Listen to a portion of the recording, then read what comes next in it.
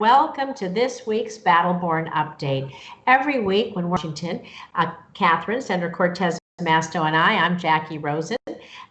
We are welcoming you to Washington just like we used to. We had a breakfast here welcoming everyone from Nevada who came to the Hill with donuts and coffee. We hope to welcome you back with donuts and coffee sometime soon. But in the meantime, we're going to give you an update of what we're doing here in Washington. And right now, of course, our nation is in a health crisis and a civil rights crisis. We have to work together to protect our lives and our livelihoods. We're going to continue to do that. But I want to give a shout out to everyone who was here last year, because we hope you're going to be here next year. So we had Teamsters Local Union 631 from Las Vegas last year, our St. Myers Parish School in Las Vegas, Bishop Gorman High School in Las Vegas, Mercantile Logistics in Henderson, and we have the Pancreatic Cancer Action Network. So thankful you were here last year. We know the good work that you're doing to try to fight disease, to employ people, to educate our kids, offer apprenticeships, and we are grateful for you and everything you do in Nevada. And so with that, I'll turn it over to Catherine to give her open and welcome. Thank you, Jackie, and welcome everyone again to our Battleborn Update. It's great to be able to talk with everyone, even though we can't see and visit with you as much as we would love to do so. And you know what, don't forget, please send us information. If you have questions about anything, whether Jackie and I can, or your team, which is our staff here in Washington and in Nevada, that's your team. They're there to listen to you, to talk with you, to help you. But Jackie and I always say we can't help you if we don't hear from you, right? So we have to have a conversation. So I am pleased to do these every week, and I look for the conversation today. There's a lot going on right this week on Capitol Hill, isn't there, Jackie? Well, there sure is. I'll tell you that we've been working on our National Defense Authorization, and I will tell you that there are some great things in there for Nevada. There's no funding for Yucca Mountain. We're really happy about that. But if you're related to anyone in the military, there is a pay raise, a 3% pay raise for our military. Of course, for Creech and Nellis, there's money to build some new and improve our base and the living conditions and how they're for our soldiers, sailors, airmen, Marines, wherever you are. I know there's military construction around the country, but we have some happening for us in Nevada. That's what's going on. There's some other things as well. Of course, we've unfortunately had a few wildfires. This is wildfire season. I know our firefighters are working hard to put those out. And here in Washington, we're trying to be sure that we get everyone who suffers the scourge of the wildfire, and as it just goes uncontained, that our first responders and communities have everything that they need. That's right. Yeah, that's right. I'm going to say we're working a lot on COVID, on what we can do there. If you want to give a little update there. And yeah, no, I think it was a great dovetail, because what we see with the fires in Nevada right now, people don't realize that our firefighters and our first responders there are doing everything they can to address those fires and put them out, but it's in the middle of a pandemic. So we have to make sure they're safe. They need the essential equipment to ensure their safety. And that's why it's been a pleasure for us to be able here in Washington to fight for those resources. As I sit on Energy and Natural Resources Committee in the Senate, this has been the topic of conversation for all of our committee members in a bipartisan way. As we brought the federal agencies in and talked with them about what we're doing for our firefighters, the topic really, the first question was, okay, what about this pandemic? How do we give them the resources? And by the way, if they become ill because of it, what are we doing to help them? And so this is, you're going to see legislation coming out now. One of the ranking member of ENR, Joe Manchin, has some legislation around this space, and many of us support it, and we'll continue to look to see what we can do for our first responders. It is essential right now. And that seems to be the question we're getting quite often from constituents, right, in Nevada as well. So many questions. I think between our offices, we're getting over 10,000 emails a week. Our staffs are going through them and responding as quickly as they can, answering the phones and trying to get everything, all the help out to you. But one of the highlights of the week was the Supreme Court. And the Supreme Court had a great decision. We saw a federal judge they had the DACA decision, so that left DACA in place. So we want anyone who hasn't applied for their DACA to be sure that you find the resources to do that, renew your DACA. We're going to continue that fight. But also on the immigration front, we had a federal judge order the release of migrant children from detention facilities because of COVID-19 and the health risks that poses. And so we do get many letters. Like I said, between Catherine and I, our offices are getting over 10,000 contacts a week, phone, email, letter. We even get snail mail, get actual physical letters. And I'm going to read one of them about immigration to us. So it says, "Dear Senator Rosen, I'm distraught about the reports of the spread of COVID-19 in family detention centers. However, I was encouraged to learn that Friday, a U.S. district judge ruled that all children detained for more than 20 days at an ICE family residential center be released no later than July 17, 2020. I applaud this judge's decision to give ICE a deadline to release all the children in current ICE custody at the 3 family detention centers.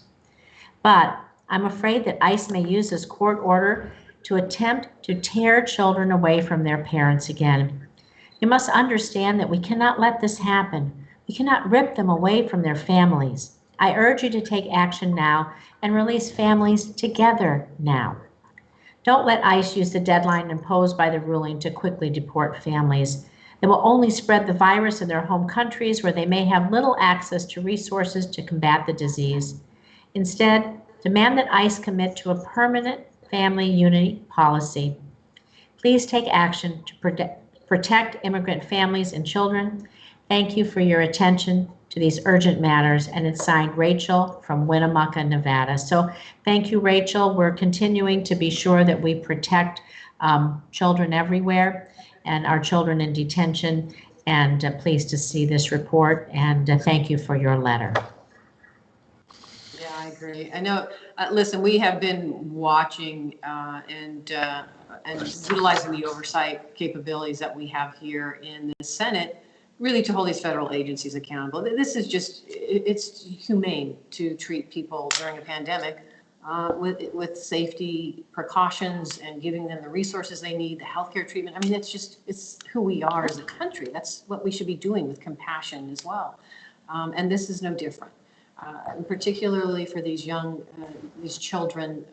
That's right. The last thing we want to do is traumatize them even further.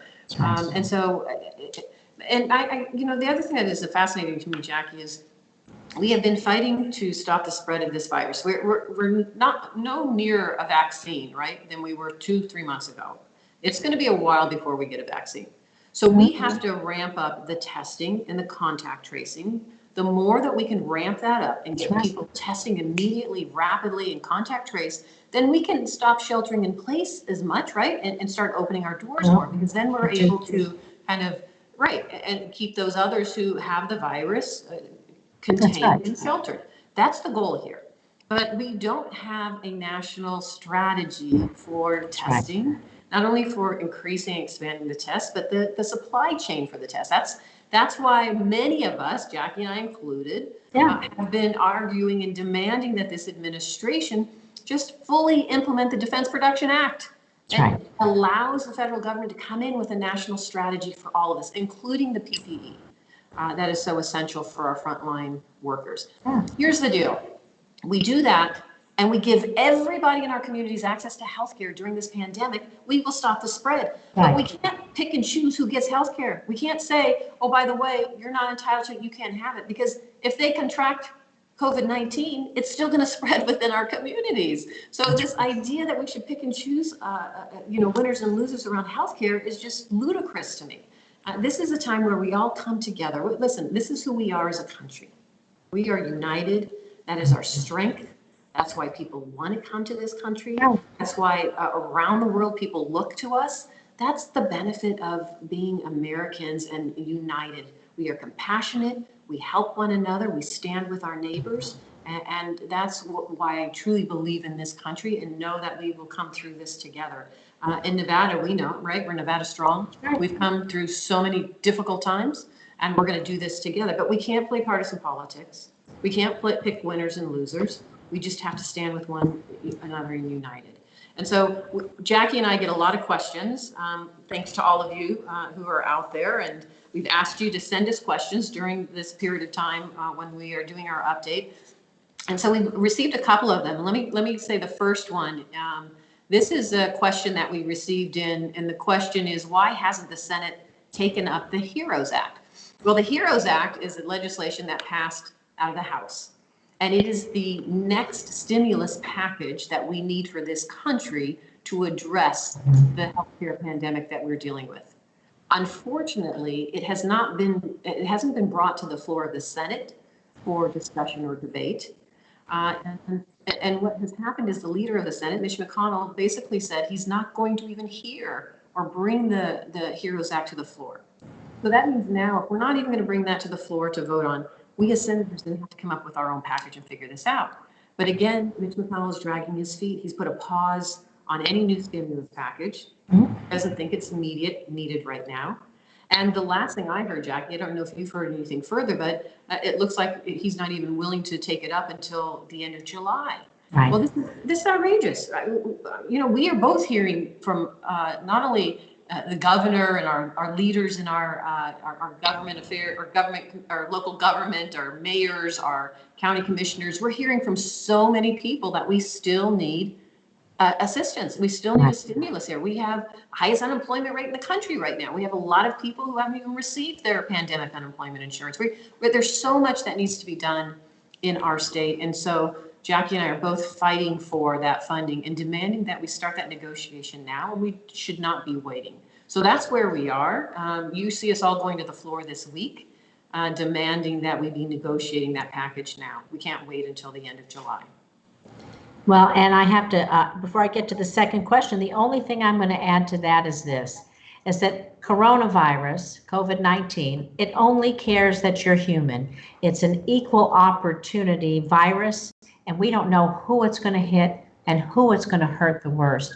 And so as our economies, we try to reopen, and we know hospitality and gaming, which is so vital to Nevada, is going to be slower than other types of industries to reopen. We have to be sure that people can buy their medicine, put groceries on the table, pay their rent, their mortgage, car payment.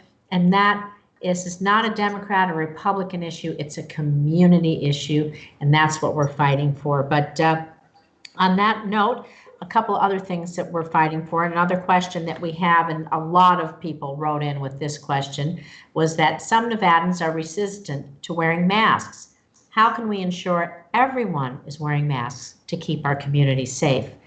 And so what we know from the doctors, and yesterday I was able to speak with Dr. Fauci and Dr. Redfield and others as they come to all of our committees and provide us briefings, is that the very simple act of wearing your mask, just like this, prevents the ability for most germs to get into you, and from you, if you're not symptomatic, from spreading those germs to others. It's incredibly simple. It's incredibly kind, because we don't know whose child may be suffering from diabetes or cancer, or whose grandma is in assisted living. Of course, we can't go visit right now because it's very risky, but we don't know who else around us may get it, and we don't want to be that person who transmits it. And so in order to be kind and safe, we can drop down the transmission rate in some cases up to 90%. We're in Nevada. We know about gambling. 90% win. Those are pretty darn good odds in my book, and I think everyone would take that bet. So let's take the 90% win on transmission, wear our masks, do it politely and kindly for those who may be suffering and can't protect themselves as well. And so, Catherine, I don't know if you have something to add to that. No, other than you actually nailed it. We are a compassionate community.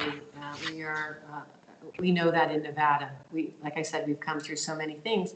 And right now, as I go home and I talk to so many people through Zoom or here from my friends and family and our constituents, there are so many people that are giving back, right, Jackie, in Nevada? Oh, yes. I mean, these are stories that should be told. We see all the negative stuff all the time on 24-hour news cycle, but people don't realize they don't see what Jackie and I see all the time. There are so many in our community that are doing wonderful things. So we've got an announcement. You make the announcement. No, go ahead, make the announcement. Speaking of Nevada's giving back. So because Jackie and I have been talking about this, Jackie and I see this all the time. They're like delivering with dignity, a group that just came together to work together to deliver food and make sure our restaurants still are successful and still employ workers. I mean, it's just community effort to deliver food and need to others as well. I mean, programs like that. So Jackie and I hear about that. So what we've come up with is this idea that